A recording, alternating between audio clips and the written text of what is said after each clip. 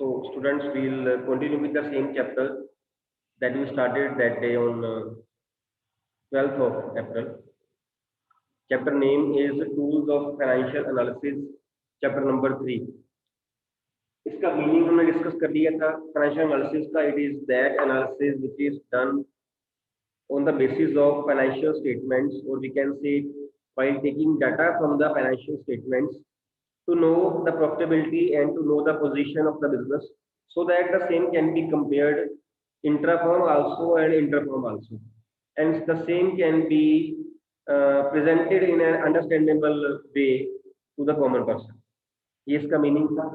Then is tools. Tools means the methods by which we can analyze the financial statements. Various tools are there. Comparative statements are there. Common size statements are there. Then trend analysis, fund flow statement, cash flow statement, accounting ratio. Various tools are there. इस chapter में हम दो जो tools हैं वो करेंगे. One is comparative statements and other is common size statements.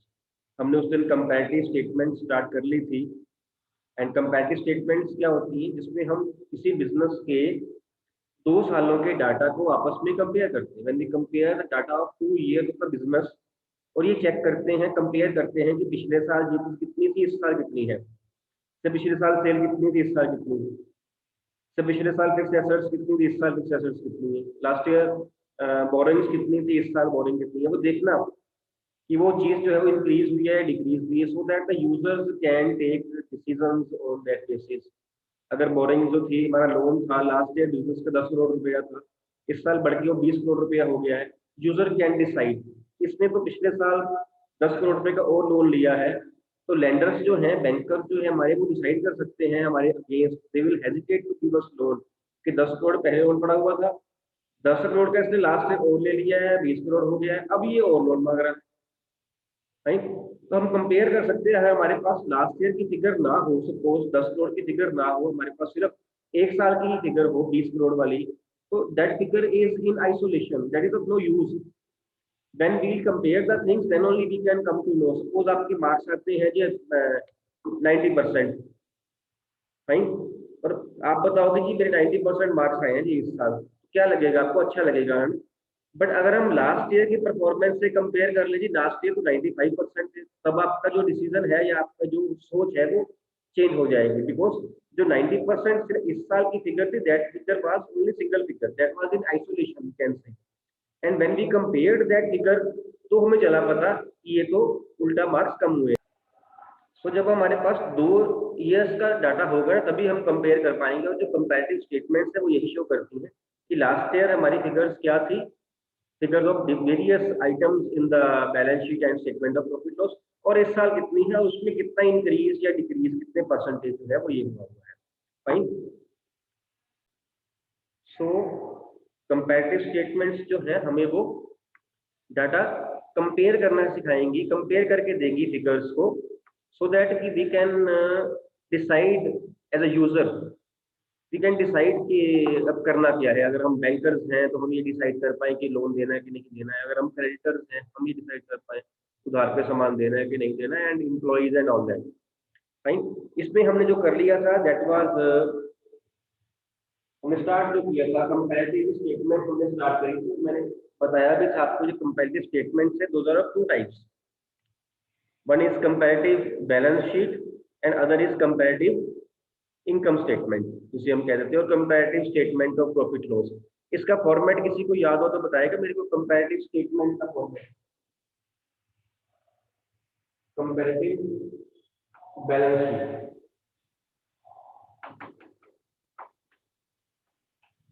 Comparative balance sheet का format. Yes Anirudh.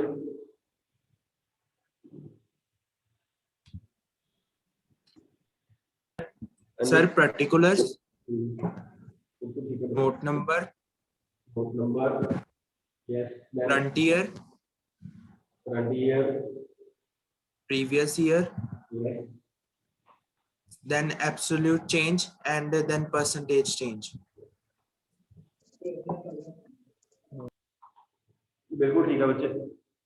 So first column is of particular, then is note number, next column is of amount.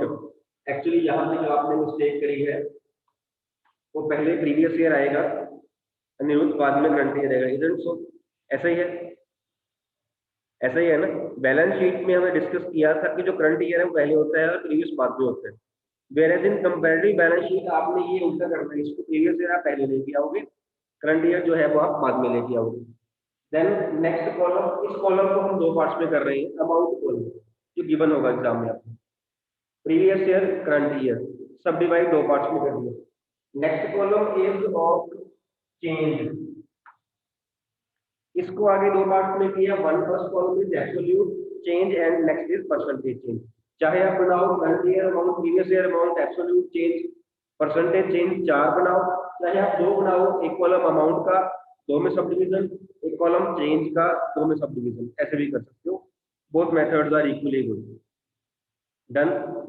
अब suppose मैं यहाँ लिख रहा हूँ equity liability side में share holder funds में share capital, हल्का सा रिकैपिचुलेट हो रहा है। शेयर कैपिटल सपोज ये थी 10 लाख, अब हो गई है 12 लाख। ये गिवन फिगर्स थी आपको जो कि आपने प्रीवियस ईयर पहले और करंट ईयर बाद में कर लिया होगा। How the absolute change can be calculated, will tell absolute change. Himani, current year minus previous year. Current year minus previous year, बिल्कुल ठीक है। यहाँ पे कितना आ गया ये 2 लाख रुपीज, ऐसे ही fine. And how the percentage change can be calculated, percentage change Kashvi. Absolute change होगा previous year into 100। Absolute change upon previous year into 100, so 2 lakh by 10 lakh into 100, that is 20%, as simple as this। ठीक, यहाँ तक आपको जो सम में दिया गया हुआ है, इसके बाद आप दो फिगर्स निकाल लेंगे, इन दोनों का डिफरेंस है, और उसके बाद absolute change in this amount over previous year figure into 100, that is percentage change. अगर सपोज किसी में कोई चेंज ना हो, तो ये 10 लाख का 10 लाख ही होता, then in both the cases change will be nil, या डैश आप डाल देते, हाइफन डाल, तब भी ठीक है। अगर ये कम हो रहा हो, सपोज ये 10 लाख का ये 8 लाख हो गया, तब क्या करना था हमने, तब क्या करना था, तब क्या चेंज थी इसमें हिमानी? सो 2 लाख लिखना था, साइड में ब्रैकेट भी डालने थे, ब्रैकेट में डाला, 2 लाख नेगेटिव हो गया है, 10 लाख से 8 लाख रह गई, नेगेटिव हो गया, and 2 lakh by 10 lakh into 100, percentage change भी जो है आपका वो फिर नेगेटिव में ही आना था। When the absolute change is in minus, percentage change will also be in minus. Done. This was that topic जो हमने उस दिन किया हुआ था। सेकंड इज कंपैरेटिव इनकम, जो आपको सम्स दिए थे, उन सम्स में कोई प्रॉब्लम किसी को आई हुई हो गए वो सारे? फाइन। सेकंड जो स्टेटमेंट है, that is comparative income statement. Comparative income statement, the columns will remain same, the format will remain same, everything will remain same, particulars change हो जाएंगे, बिकॉज particulars तो डिपेंड ही करते हैं उसके है कि हम कौन सी स्टेटमेंट जो है वो बना रहे हैं, whether we are preparing income statement or we are preparing balance sheet, बाकी सारा कुछ वही रहेगा। इनकम स्टेटमेंट में फर्स्ट फिगर कौन सी होती है, अगर आपको याद हो तो? Aditi? Revenue from operation. Revenue from operation, revenue from operation ये है आपके से 20 लाख, और ये आपके हो गई 25 लाख। सपोज यही आपका रेवेन्यू है, then coming to the expenses. Expenses में सपोज फर्स्ट आपका जो एक्सपेंस है, that is cost of medical consumed है, this is say 3 lakh, 4 lakh is given. Then आपका है एम्प्लॉई बेनिफिट एक्सपेंसेस, एक है आपके 8 लाख, देन 9 लाख, ये आपको दिया हुआ है, एंड देन आपके हैं अदर एक्सपेंसेस, सपोज 1 लाख से 3 लाख, ये आपको दिए हुए हैं। ये आपका बन गया total expenses. Total expenses are 12 lakh and 16 lakh। Done. इसके बाद आपका profit before tax minus tax and then profit after tax, यही फॉर्मेट है इसका, यही है। सिमिलरली हम इनको कैलकुलेट करेंगे, सिर्फ अमाउंट जो है वो आपकी चेंज हो जाएंगे, because now we are preparing income statement, not position statement but income statement. Absolute change निकालने के लिए 20 लाख और 25 लाख कितना इंक्रीज हुआ है, ये current year minus previous year 5 lakh. Percentage change 5 lakh upon 20 lakh into 100 25%। Done. Next is 3 lakh and 4 lakh। 1 lakh by 3 lakh into 100 33.3%। 8 lakh 9 lakh 1 lakh 1 lakh by 8 lakh into 100 12.5%। 1 lakh 3 lakh 2 lakh 2 lakh by 1 lakh into 100 200%। 12 lakh 16 lakh 4 lakh 4 lakh by 12 lakh into 100 33.3%। Similarly profit before tax निकालने के लिए हम 20 lakh minus 8 lakh, total revenue minus total expenses 20 minus 12 8 lakh 25 minus 16 9 lakh 1 lakh 12.5%। Suppose tax percentage is 50%। 50% लगाना किसका है हमने? Tax percentage will be calculated on Profit before tax. profit before tax। 50% of 8 lakh will be 4 lakh and 50% of 9 lakh will be 4.5 lakh। So 4 lakh and 4.5 lakh, that is 50,000 upon 4 lakh into 100 12.5%। Similarly profit after tax, profit before tax minus tax 4 lakh, similarly 4.5 lakh 50,000 and 12.5%। You might have seen कि नया हमने कुछ नहीं किया है, जो change है इसमें वो चेंज वो है जो हमें ऑलरेडी दी हुई थी, जो हमें दी हुई थी ऑलरेडी। यहां तक हम आपको पहले ही सॉल्व करके दिया होता है, यहां तक सॉल्व करके दिया होता है सम, ऐसे ही है। तो ये तो पहले ही दिया हुआ है, सिर्फ यही चेंज है, वो सम में दिया हुआ। हमने क्या करना है उसमें, हमने सिर्फ ये किया है एब्सोल्यूट चेंज और परसेंटेज चेंज निकाली है, उसको निकालने का तो वे ही सेम है, वो चेंज ही कोई नहीं। डन। ठीक है। ये इससे आपके अब इन सम्स में क्या होगा, कई सम्स में तो आपको statement of P and L पहले ही बनी होगी, बना के ही दी होगी। फॉर एग्जांपल अपना सम नंबर निकालना, sum number is like 11 sum दिया हुआ है ना। Prepare a comparative statement of profit and loss to the following statement of profit and loss. आपको बनी बनाई दी हुई है, इनकम भी दी हुई है RF को 350 एंड 3 लाख ईयर 2021 एंड 2020।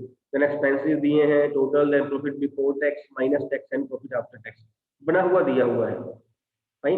इसको तो हम जैसे हमने ये किया, सिर्फ अमाउंट्स को 2020 वाली अमाउंट पहले लिख देनी है, 21 वाली बाद में लिख देनी है, बाद में ऐसे हमने कर देना, सेम ही है। केस ऐसा आ सकता है जहां पे आपको स्टेटमेंट ऑफ प्रॉफिट लॉस ना दिया हुआ हो, for example sum number 8, sum number 9, sum number 10, ये सम्स भी आप देखिए, इसमें आपको बना नहीं दिया हुआ है, नहीं बना हुआ है ना, इसमें आप खुद बनाओगे। RF को माइनस एक्सपेंसेस, एक्सपेंसेस जो है वो आप लोगे बीच में, लेकिन जो जो एक्सपेंसेस आपको दिए हुए हैं सिर्फ वो लेने। जैसे मैंने यहाँ पे एक मैंने कॉस्ट ऑफ मटेरियल कंज्यूम्ड लिया, एक मैंने एम्प्लॉय बेनिफिट लिया, एक मैंने अदर एक्सपेंसेस लिया। यहाँ मैंने purchase of stock and trade नहीं लिया, changes in inventories of finished goods वाला पॉइंट नहीं लिया, यहाँ मैंने फाइनेंस कॉस्ट नहीं लिया, यहाँ मैंने डेप्रिसिएशन एंड अमोर्टाइजेशन वो होता है वो भी नहीं लिया।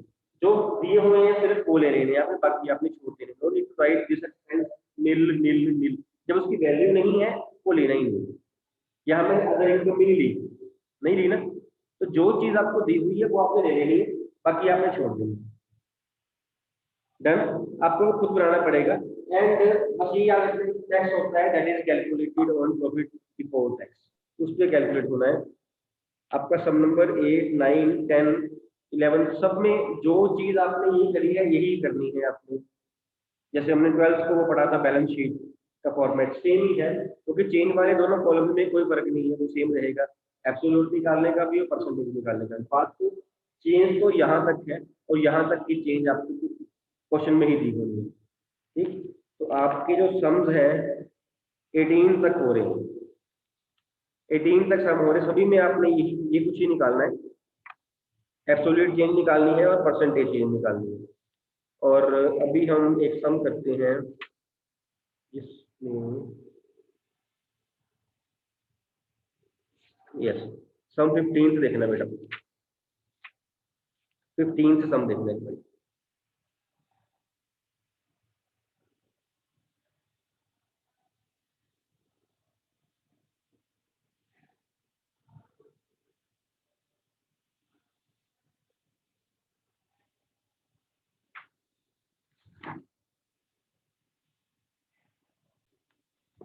देखिए 15 सम, from the following information prepare comparative statement of profit and loss showing increase, decrease and percentage. First item is cost of material consumed, then is revenue from operations, percentage of material consumed, then other expenses, percentage of operating revenue and then tax rate. यहाँ पे जो amount आपको दी हुई है वो सिर्फ एक ही है, that is cost of material consume. बाकी सारी आपको जो अमाउंट्स हैं वो अमाउंट्स नहीं दी हुई है, एक्चुअली परसेंटेज दी हुई है। फाइन, जो कॉस्ट ऑफ मटेरियल कंज्यूम्ड है वो आपने पहले नहीं लिख देना है, बिकॉज वो फॉर्मेट में बाद में आता है। आपने फॉर्मेट फॉलो करना है, आपने अमाउंट्स नहीं देखनी। अगर आपने सम स्टार्ट कर दी है कॉस्ट ऑफ मटेरियल कंज्यूम्ड से, तो आरएफओ आपका नीचे आ जाएगा, वो आप कर ही नहीं पाओगे उसको सॉल्व। जो आरएफओ है वो पहले आना चाहिए, चाहे वो आपको परसेंटेज में दिया हुआ है, चाहे वो आपको अमाउंट में दिया हुआ है। अगर नहीं दिया हुआ है तो पहले आपने उसे कैलकुलेट करना है, उसको लिखना है। जैसे इस केस में है, हमारे पास अमाउंट कौन सी है, कॉस्ट ऑफ मटेरियल कंज्यूम की। हमें क्या चाहिए फर्स्ट में, आरएफओ, तो पहले हम आरएफओ ही लिखेंगे, revenue from operation. It is percentage of material consumed. First year में it is 200% of 6 lakh rupees, 200% of 6 lakh, percentage of material consumed. 2020 में आप देखिए amount of material consumed is 6 lakh, तो 200% of 6 lakh is 12 lakh. And second case में it is 125% of 13,44,000। इसका निकालिए, 125% of 13,44,000 कितना आ रहा है? 125% ऑफ 13,44,000, 1680। Yes, sir. 16,80,000। ये आपका बन गया RFO, this is total revenue because other income is not given. Then we move to the expense side. Expense side में first is cost of material consumed, it is given to you. First is 6 lakh, then is 13.44 lakh. Fine, second is other expenses. other expenses are in also percentage, and that percentage is of dash। क्या दिया हुआ है? Percentage of Operating operating revenue. Operating revenue means revenue from revenue from operations. Operation. Yes, जो आपको revenue from operation की percentage दी हुई थी वो दी हुई थी कॉस्ट ऑफ मटेरियल कंज्यूम के अकॉर्डिंगली। जो अदर एक्सपेंसेस की दी हुई है वो दी हुई है आरएफओ के अकॉर्डिंगली। तो other expenses are in both the cases 10% of operating revenue. इस केस में operating revenue was 12 lakh, it is 1,20,000। इस केस में it was 16,80,000, it is 1.68 lakh. In this way you can calculate अपने टोटल एक्सपेंसेस। यहाँ टोटल एक्सपेंसेस आ जाएंगे। Then profit before tax. Total expenses यहाँ आपके आ गए 7,20,000, और यहाँ आपके आ गए 15,12,000, 168 and 1344। Profit before tax, total revenue minus total expenses, then tax is also given. Yes, tax is 50%, इसको माइनस करोगे तो प्रॉफिट आफ्टर टैक्स आपका आ जाएगा।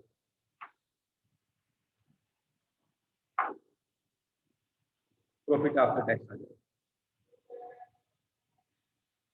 ठीक है जी। बाकी सारा कुछ वही है, माइनस करना है, माइनस करने के बाद परसेंटेज निकालूंगी।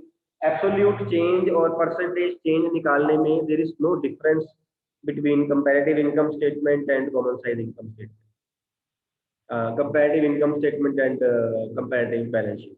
जो दो कॉलम्स आपने कैलकुलेट करने हैं वो दोनों ही सेम है। जो पहले दो कॉलम्स हैं अगर वहां चेंजेस हैं तो वो चेंजेस आपको दी हुई है पहले ही।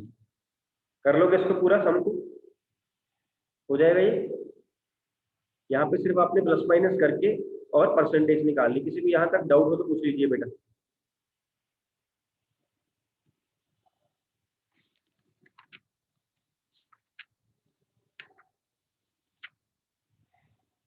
Here also अपने notes to accounts will not be compared, will be prepared only at the end of the statement, and you will put note number A, note number 1, 2 or 3. Item wise will not compare, will compare only main head subheads. Done. अगर यहाँ पे से other expenses है 1, 2, 3 other expenses are there, suppose carriage भी दिया हुआ है, rent भी दिया हुआ है, freight भी दिया हुआ है, उसका नोट बन जाएगा से नोट नंबर 1। नोट नंबर 1 में सिर्फ आपने अमाउंट क्वेश्चन से देख के लिख देनी है, उन्हें नहीं कंपेयर करना है। उसका सिर्फ सब हेड को वो कंपेयर किया जाएगा। आई होप आई एम क्लियर। जैसे एक सम कल भी आया था जो 12th सम हमने किया था बैलेंस शीट का, वहां भी आया था। यहाँ भी है sum number 18, page number 3.36, sum number 18 is there. वहां भी आप देखिए आपको नोट्स टू अकाउंट में दो चीजें दी हुई हैं, change in the inventory of stock in trade दिया हुआ है और एक आपको दिया हुआ है अदर एक्सपेंसेस। नीचे जाके आपने नोट्स टू अकाउंट्स में नहीं कंपेयर करना उसको, आपने सिर्फ जो स्टेटमेंट आपको दी हुई है नेट प्रॉफिट तक पॉइंट नंबर 3 तक सिर्फ वहां तक कंपेयर करना। Means only main heads and sub heads are to be compared, items are not to be compared. I hope I am clear. एक बारी हल्की सी निगाह लगाइए इसके ऊपर, सम्स के ऊपर। अगर आपको लगता है कि पूछने वाला है तो पूछ लीजिए। From sum number 8 up to sum number 18